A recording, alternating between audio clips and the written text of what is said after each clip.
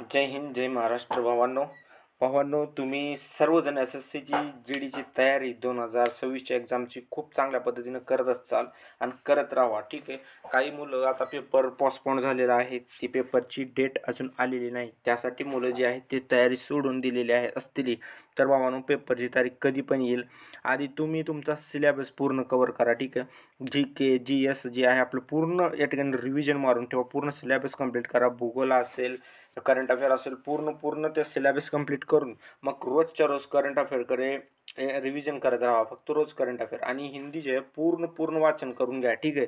2दा-3दा वाचन करून द्या. जी के त्यामध्ये पण तुम्ही कवर करा. आणि गणित जे आहे त्या गणितामध्ये सुद्धा एकदा पूर्ण सिलेबस कवर करा आणि बुद्धिमत्ताचा पण पूर्ण सिलेबस करू करा.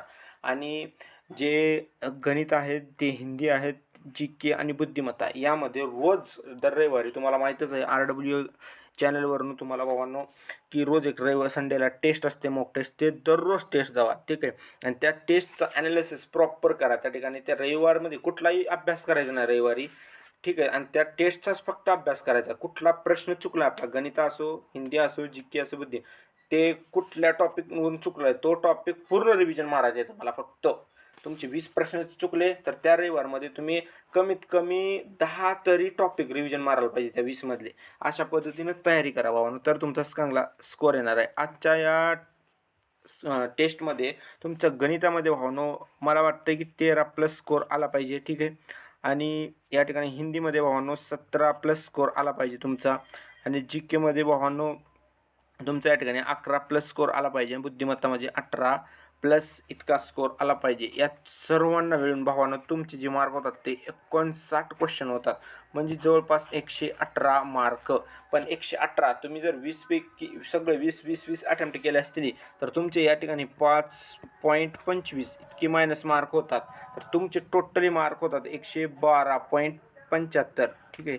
112.75 आपले मार्क होऊ लागलेले आहेत. आणि 112.75 हे मार्क खूप बेस्ट आहेत. इतके 112.75 तुमचा स्कोअर आलेला आहे आज. तर तुम्ही बिलकुल चांगला स्कोअर आहे तुमचा त्या ठिकाणी. ठीक आहे. आता सध्या तर ठीक आहे तुमचा चांगला स्कोअर आहे. अशा पद्धतीचा तुमचा स्कोअर यायलाच पाहिजे भावांनो. आणि एक्झाम डेट जे आहे ते लवकरात लवकर येईल. तुम्ही एक्झाम डेटकडे दुर्लक्ष करू नका. ठीक आहे.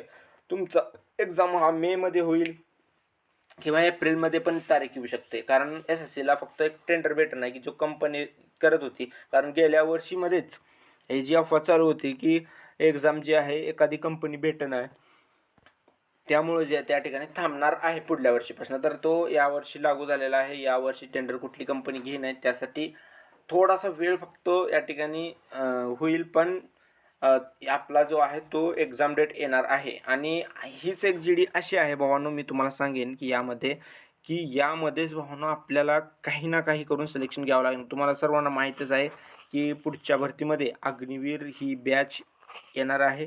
थोड्यामध्ये जे आपले पोरं राहिलेले आहेत, जे थोड्या मार्कामध्ये, कोणी रनिंग फेल झाला असेल, कोणी 1-2 मार्कांनी राहिला असेल, कोणी कशात पण राहिला असेल, तर त्यांनी याच एस एस सी जी डीच्या भरतीमध्ये कवर करायचं आहे पूर्ण. ठीक आहे. खूप काही मोठा सिलेबस नाही आहे. ठीक आहे. बेसिक आहे गणितामध्ये. तुम्ही ठीक आहे थोडेफार इम्पॉर्टंट जे टॉपिक आहेत, पर्सेंटेज असतले त्या ठिकाणी, प्रॉफिट अँड लॉस असलेले, हे तुमचं परफेक्ट जर झालं तर तुमचे या ठिकाणी 4 प्रश्न तर इथूनच येतात.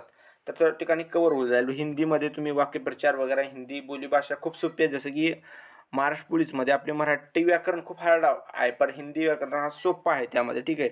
आणि जी केमध्ये 11+ बी तर तुमचा आज यायला 10-11+, तर खूप चांगला स्कोर आहे. बुद्धिमत्ता तर तुमची, मी तर म्हणतोय हा हिंदी आणि हा बुद्धिमत्ता पेपरची तारीख येईपर्यंत हा तुमचा, मी म्हणतो की कमीत कमी या दोन्ही विषयामध्ये 75+ स्कोअर पाहिजे बघा.